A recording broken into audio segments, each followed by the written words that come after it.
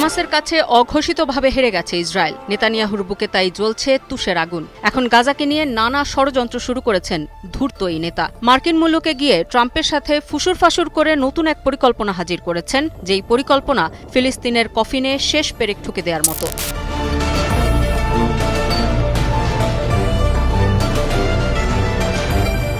আগেই পুনর্গঠনের নামে গাজা খালি করার ফর্মুলা নিয়ে হাজির হয়েছিলেন ট্রাম্প। তিনি বলেছিলেন তিনি চান জর্ডান, মিশর সহ মধ্যপ্রাচ্যের আরও কয়েকটি দেশ গাজার বাসিন্দাদের আশ্রয় দিক। গাজা খালি করে তিনি সেখানে পুনর্গঠন করতে চান।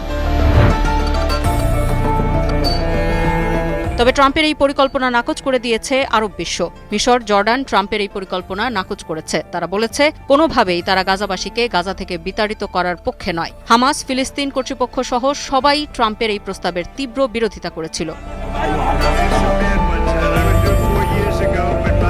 তবে ট্রাম্প দমে যাননি। নেতানিয়াহুকে সামনে পেয়ে এবার তিনি হাজির হয়েছেন আরও কঠিন প্রস্তাব নিয়ে। ফিলিস্তিনিদের অন্যত্র পুনর্বাসিত করার পর যুদ্ধবিধ্বস্ত গাজা উপত্যকার দখল নিতে চান যুক্তরাষ্ট্রের প্রেসিডেন্ট। তার এই ঘোষণা ইসরায়েল ফিলিস্তিন সংঘাত নিয়ে যুক্তরাষ্ট্রের কয়েক দশকের নীতির বিনাশ ঘটাবে।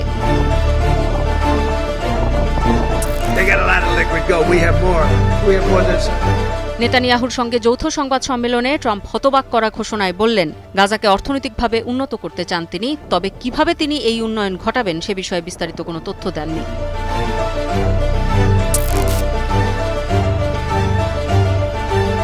ট্রাম্প সাংবাদিকদের বলেন, যুক্তরাষ্ট্র গাজা উপত্যকার দখল নেবে এবং তারা সেটিকে নিয়ে কাজও করবে। তারা এটির মালিক হবেন এবং সেখান থেকে সব বিপজ্জনক অবিস্ফোরিত বোমা ও অন্যান্য অস্ত্রশস্ত্র ধ্বংস করার দায়িত্ব নেবেন।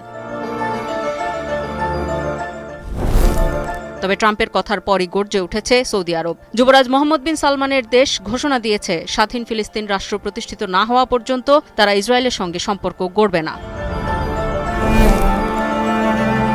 সৌদি পররাষ্ট্র মন্ত্রণালয়ের বিবৃতিতে বলা হয়েছে, যুবরাজ মোহাম্মদ বিন সালমান ফিলিস্তিন ও ইসরায়েল বিষয়ে সুস্পষ্টভাবে সৌদি আরবের অবস্থান জানিয়ে দিয়েছেন।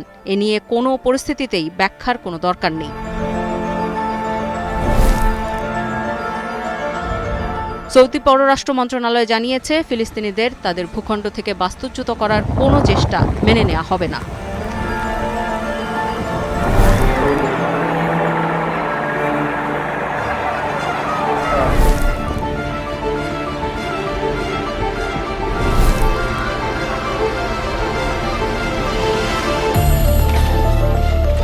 Where we paid $500 million a year